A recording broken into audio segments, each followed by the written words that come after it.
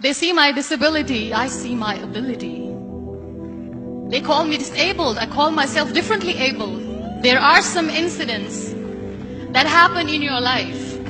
Those incidents break you, deform you, but they mold you into the best version of you. And the same thing happened to me. I was 18 years old when I got married. My father wanted me to get married. And all I said was, if that makes you happy, I'll say yes. And of course, it was never a happy marriage. Just about after 2 years of getting married, I met a car accident. Somehow my husband fell asleep and the car fell in the ditch. He managed to jump out, saved himself. I'm happy for him. But I stayed inside the car and I sustained a lot of injuries. The list is a bit long, don't get scared. The wrist was fractured. Shoulder bone and collarbone were fractured. My whole rib cage got fractured.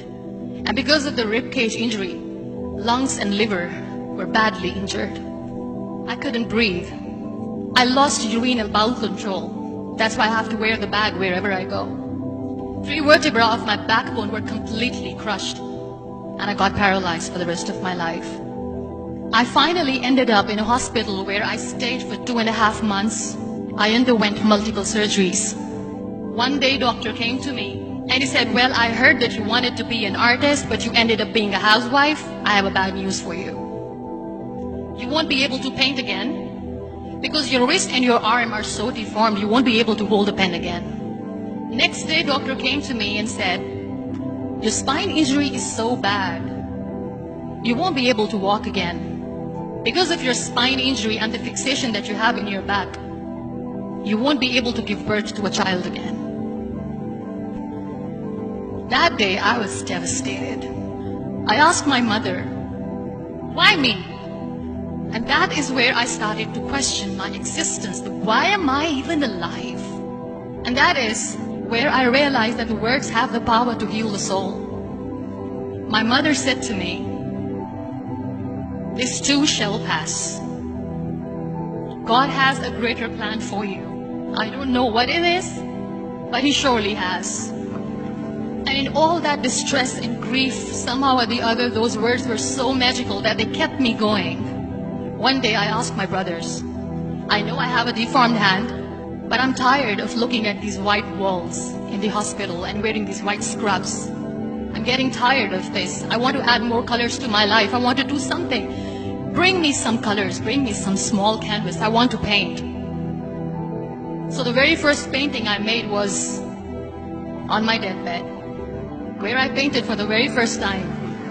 It was not just an art piece or just my passion. It was my therapy. And then I was discharged and I went back home. And I went back home and I realized that I have developed a lot of pressure ulcers on my back and on my hip bone. I was unable to sit. There were a lot of infections in my body, a lot of allergies. So doctors wanted me to lie down on the bed straight for not 6 months, for not 1 year, for 2 years. I was bedridden, confined in that one room, looking outside the window, listening to the birds chirping, and thinking maybe there will be a time when we'll be going out with the family and enjoying the nature.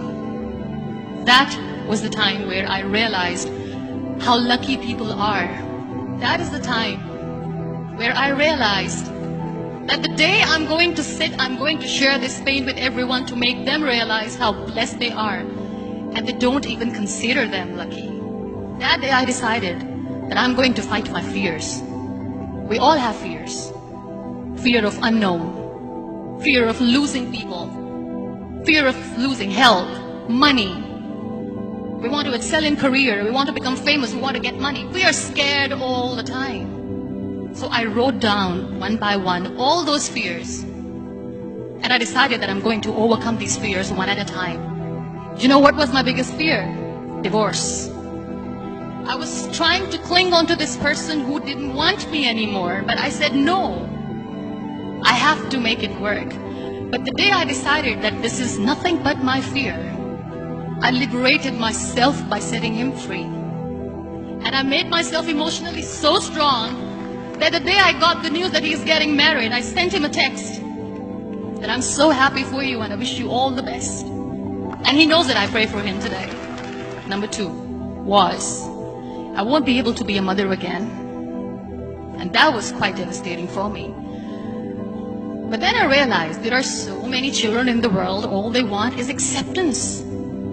So there is no point of crying, just go and adopt one. And that's what I did. People think that they will not be accepted by the people because we, in the world of perfect people, are imperfects. So I decided that instead of starting an NGO for disability awareness, which I know will not help anyone, I started to appear more in public. I started to paint. I decided that I'm going to join the national TV of Pakistan as an anchor person. And I've been doing a lot of shows for the last 3 years. I became the National Goodwill Ambassador for UN Women Pakistan, and now I speak for the rights of women, children.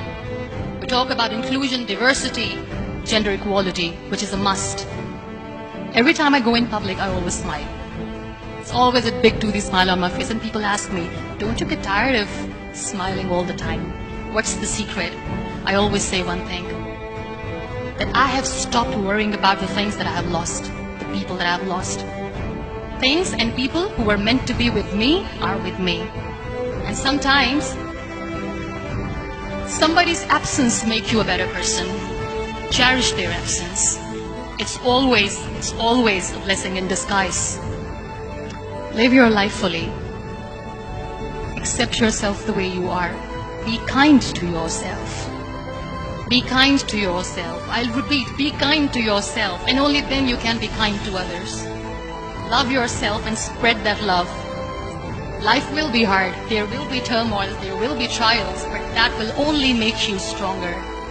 So when you accept yourself the way you are, the world recognizes you. It all starts from within.